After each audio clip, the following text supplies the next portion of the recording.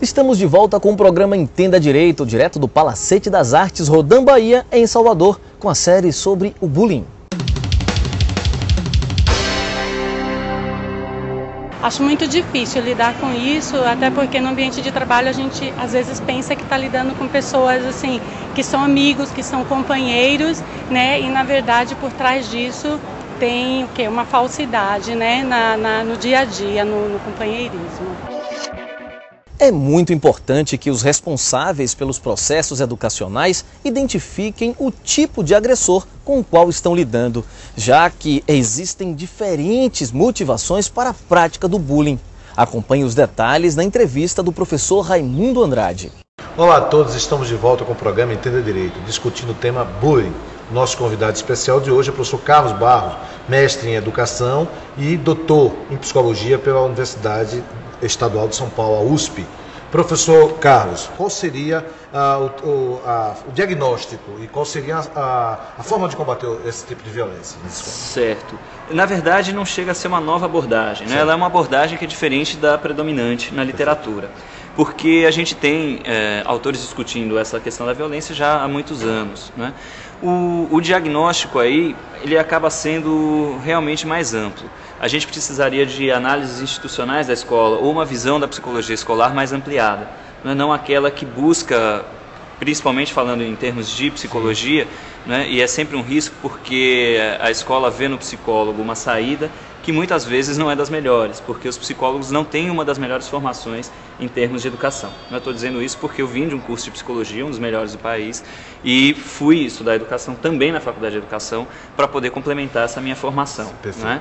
E considero interessante que a gente pesquise isso, que traga a questão da violência escolar para uma abordagem inclusiva, pedagógica maior, né? Que a própria violência escolar faça parte do currículo escolar, para que a gente não simplesmente coloque a questão da violência sobre o aluno ou sobre determinado professor e busque encaminhá-los para algum psicólogo ou algum outro profissional, né? Tornando isso mais patológico mesmo, individualizado. A ideia é que a gente compreenda que muitas vezes um comportamento violento na escola expressa relações da própria instituição ou mesmo da sociedade que é revivida dentro da escola. Perfeito.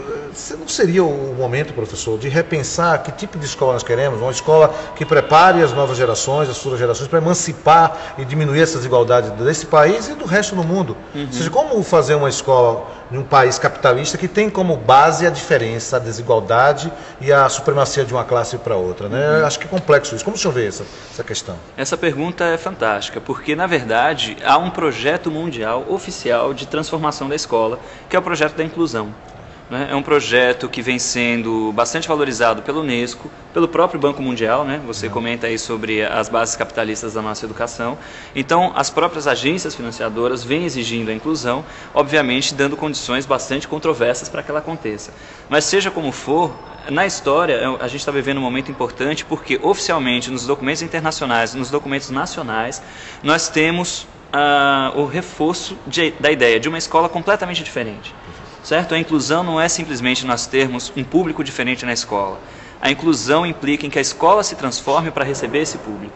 Então a gente está falando de algo que eu interpreto como uma implosão da escola, obviamente não dos prédios, né? Mas de toda a formatação da escola para que a gente possa começar uma escola diferente, que ainda não sabemos exatamente como é, né? Mas é um desafio que todos nós profissionais ligados à educação temos que enfrentar, né? Nós profissionais da psicologia, da pedagogia, do direito, né? Em que a gente vai defender os direitos humanos aí. Perfeito. Então é realmente a ideia de se fazer uma outra escola em que realmente as diferenças sejam valorizadas e sejam vistas como algo que enriquece a nossa vida e não como algo que a gente queira fora da nossa vida. Perfeito. Professor, na primeira pergunta que eu fiz ao senhor, primeiro questionamento, o senhor colocou que o bullying não ocorria só entre alunos, mas também de professor para aluno. Isso é algo que coloca a sociedade em xeque. Os professores, aquela figura, né, endeusada, o mestre, o grande reduto do saber, agora também está envolvido nessas questões de violência, passa por violência e pratica violência. O que está acontecendo? Nós estamos mudando no perfil dos professores ou mudou os alunos? Pois é, mudou todo mundo, na verdade, né? Os professores também já não são mais muito vistos com toda essa valorização que já existiu. né? Então a gente tem o que se chama de proletarização do professor, né? Então o professor em condições de trabalho não muito agradáveis, né?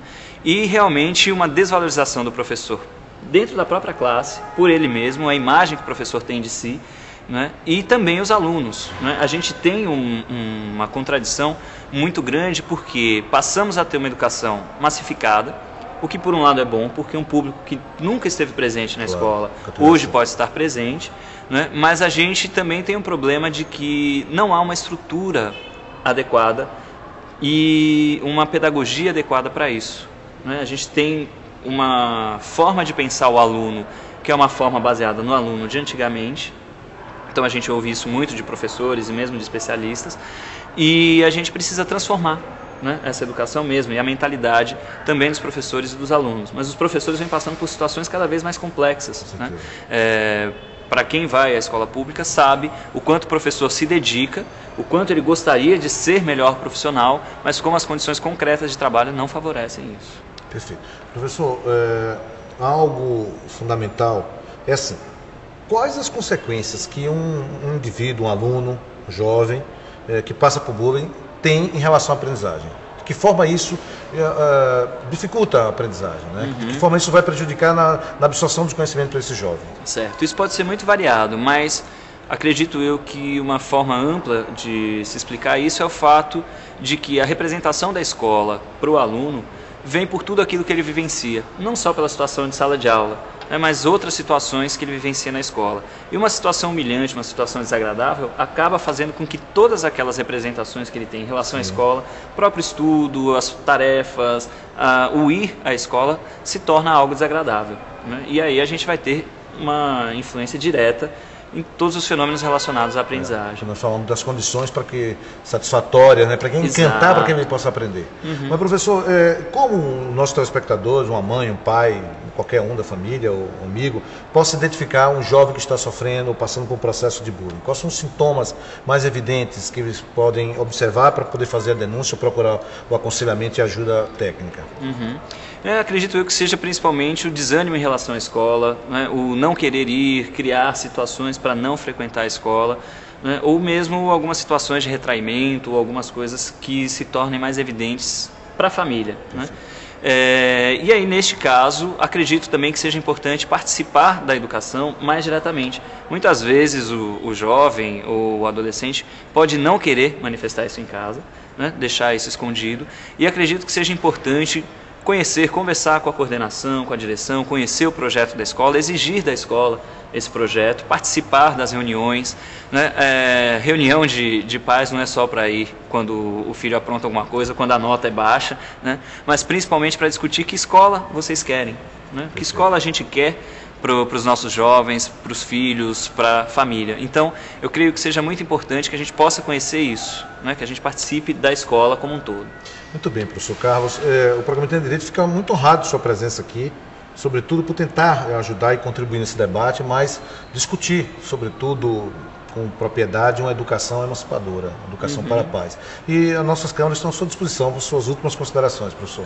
Tá ok. Eu que agradeço o convite, a oportunidade de vir conversar sobre um assunto que é polêmico, né? Bastante recente essa discussão pelas modificações que acontecem no campo da educação, mas fico muito feliz por poder sair um pouquinho lá da sala de aula, das minhas pesquisas e vir aqui contribuir com a visão social da escola. Espero realmente que todos que assistam possam multiplicar o que a gente discutiu aqui, não precisam concordar, né, com o que eu estou falando, mas que pelo menos esse tema venha a ser tratado com maior respeito dentro das famílias, das escolas e na sociedade como um todo. Fico muito agradecido pela oportunidade também, professor. Muito obrigado e o Programa Entenda Direito volta já. As pessoas ficavam falando que eu era muito magra, que eu era esquelética, que eu era, deixa eu ver. E além disso eu sou pequena, né? Aí eu ainda tinha anão de jardim e várias outras coisas.